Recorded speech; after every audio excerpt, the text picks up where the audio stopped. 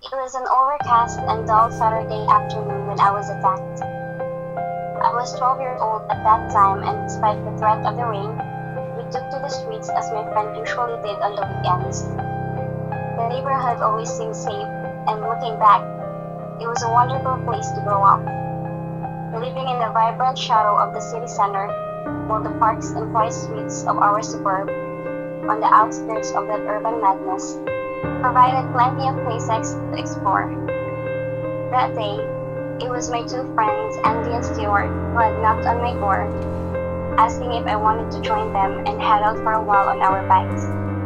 Both lived on the same street as me, and for that reason, we had been as thick as thieves since we were toddlers.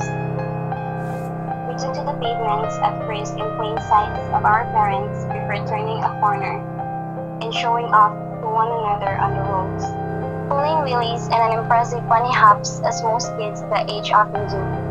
I say most kids, but I was pretty timid at the time, and while I loved hanging out with my friends, I never had the same sense of abandonment or recklessness which they thrived on. They would quite happily bomb down the highest, steepest hills without a care in the world, while I would stutter behind, scuffing my feet on the ground to slow my own descent. After buying some sweets, chocolates, and a pack of trading cards complete with cheap and brittle bubble gum from Jackie's shop, we intended to head to King's Drift, one of our favorite places to ride around on our bikes. But just as we exited the shop, Stuart noticed someone from his class. His name was Ricky, and he had moved to our school the year previous. We didn't know him all that well, but we had hung out with him once or twice before. Stuart walked over and struck up a conversation with him for a few minutes before coming back over and picking up his bike. We turned to leave, but there was something that bothered me about that boy Ricky.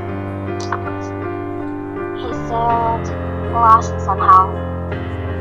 Stuart said that he was waiting on his mom coming out of the shop, but I could see that look in his eyes, something which I'm sure I had worn many times before myself. It simply said, "I want to hang around with you guys." We all got on our bikes, and just as we left, I shouted over to him, "Ricky, do you know King's Drift?" "Yeah, I do," he replied. "We'll be up there for the next few hours. Why don't you get your bike and come meet us after you've helped your mom?" Ricky seemed pleased to be asked, and while he wasn't certain how long he would be, he did say that he'd try and meet up with us at some point.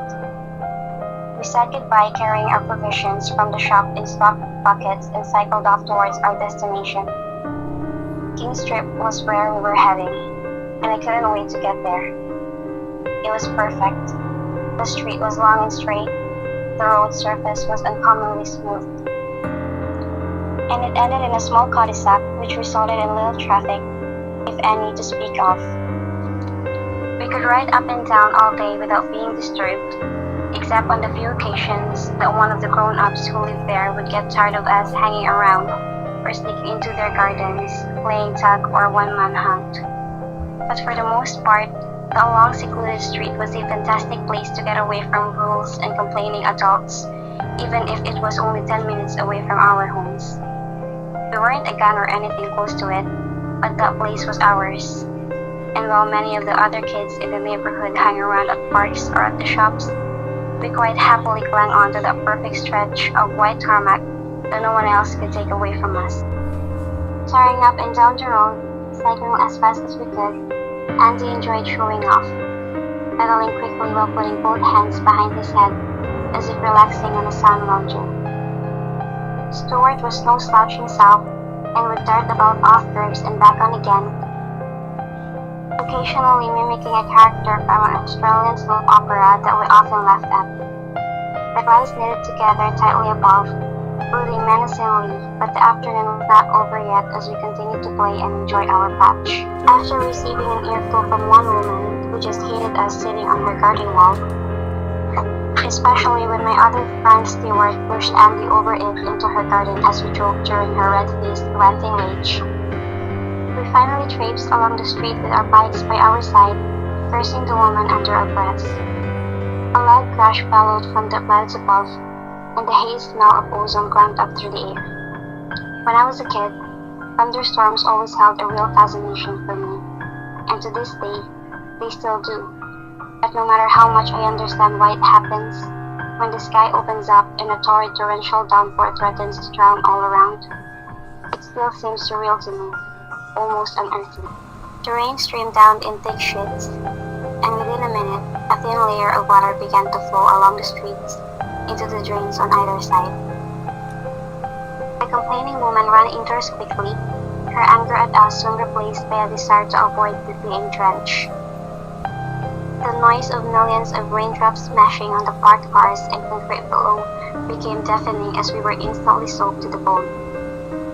It was clear that the day was over, and while Andy seemed keen to stay and pull a variety of skiing stunts in the water, Stuart just laughed, challenging us both to a race home.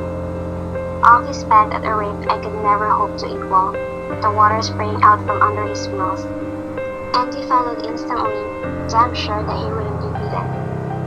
The crescendo of thumping water was now deafening, and as both of my friends pulled away into the distance, I clumsily climbed aboard my bike and paddled as fast as I could. With each panting breath, the rain fell harder, until it streamed at such a rate down my face that I could barely see ahead. I shivered in the increasing cold, and as I continued on, I could no longer tell if my friends were near or far. I cannot explain the feeling I had at that moment. Perhaps it is hindsight which has bound into my memory, but there in that horrid downpour, I felt isolated. Anyone with any sense would have run for cover and locked themselves away, happily inside their houses, and at the speed my friends had darted away, I was sure they had left the street or at least reached its end. An intense feeling of fear drove me on.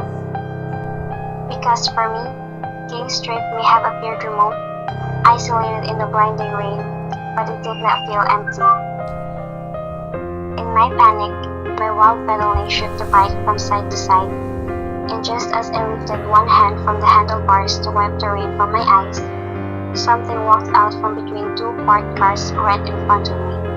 I swerved, squeezed the brakes, and as the bike screeched to a halt, I was thrown forward, tumbling on the ground, smashing my face and jaw on the road's surface in the process.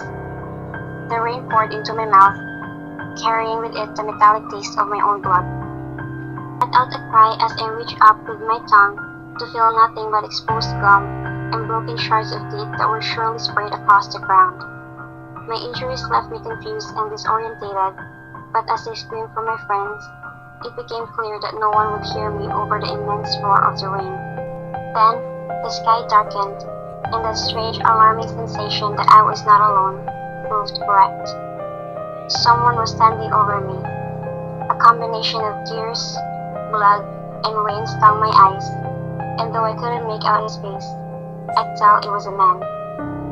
He was broad and stocky, wearing denims and a dark brown coat, and while he wasn't exceptionally tall, his rain-battered frame gave the impression of immense strength.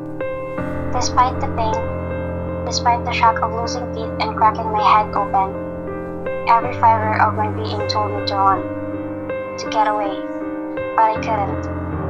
With the first movement of my leg, the man pressed his foot down on top of my knee, with such force that bursts of excruciating pain shot up through my body. My screams of both agony and terror drowned out by the still falling torrential rain. Why was he doing this to me? A grown man? He leaned over and grabbed my bleeding head by the hair, yanking it forcefully upwards. No one can know the feeling of an adult exerting their full strength upon a child, unless you have been through it yourself. The fear, the utter helplessness, the feeling of resentment and betrayal at a person who should protect but instead harms. No matter how much I struggled, no matter how much I failed, my puny 12-year-old body could provide no amount of strength to free me from his foul, overpowering grip. But a bike thrown as hard as possible by two dear friends, square at his face, was more than enough to make him stumble backwards, causing him to slip in the rain and batter his back and body against the solid street surface. As the man staggered to his feet once more, Andy and Stewart grabbed me by the arms and forced me to run faster than I ever had.